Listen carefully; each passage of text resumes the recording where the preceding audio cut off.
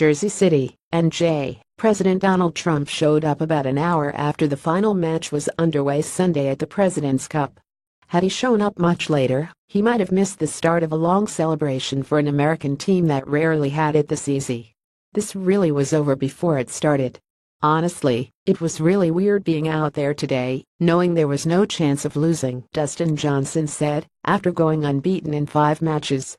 I don't know how to explain it, but it was like playing golf with my buddies. We were going to win no matter what. The Americans so thoroughly defeated and demoralized the international team that they needed just 1 point from 12 singles matches to win the gold trophy. Daniel Berger delivered the cup-clinching moment in the 4th match. Charley Hoffman, one of 5 Americans who had never experienced cup competition as a pro, chased after Berger and sprayed him with champagne, and then Berger grabbed the bottle for a guzzle before passing it over to U.S. captain Steve Stricker. The final score was 19-11, the 7th straight victory for the Americans. They extended their dominance to 10-11 in this contest, if it can even be called that. This is a juggernaut of a U.S. team, said Nick Price, in his 3rd and final stint of the international captain, all of them losses. They're an overpowering team that played some phenomenal golf. It was tough to watch, especially being on the receiving end.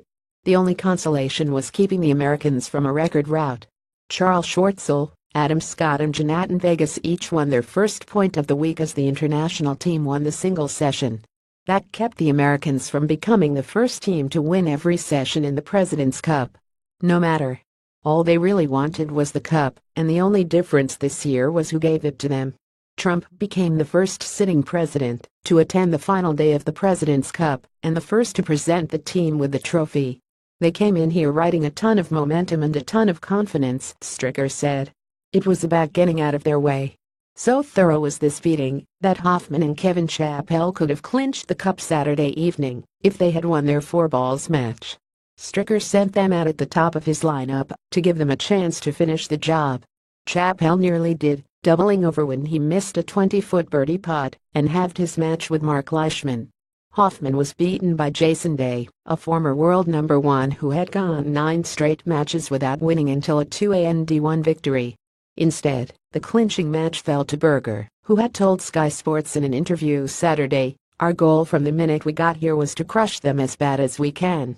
I hope that we close the mat today and we go out there tomorrow and beat them even worse." After each session, as the margin kept getting larger, the talk was whether this U.S. team was as good as any.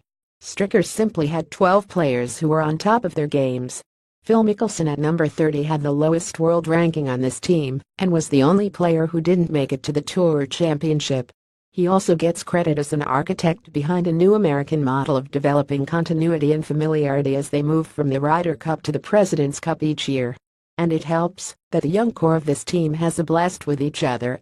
I've seen it, how talented these guys are, and for them to bring out the best in each other is just impressive, Mickelson said. You don't get a performance like we had this week without that little something extra, that little special something, and these guys brought it out in each other. Mickelson did his part by going 301 for the week.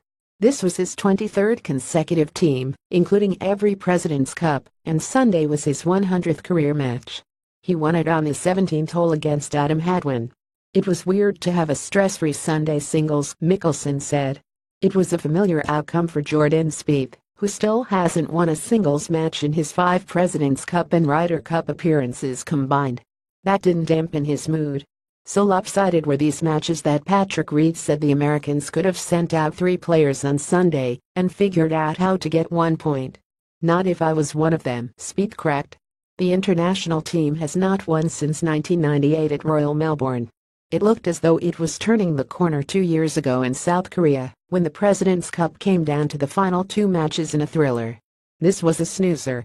It was a bit of a slaughtering this week, Scott said.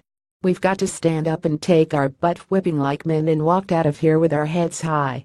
They have to wait 2 years to try again at Royal Melbourne.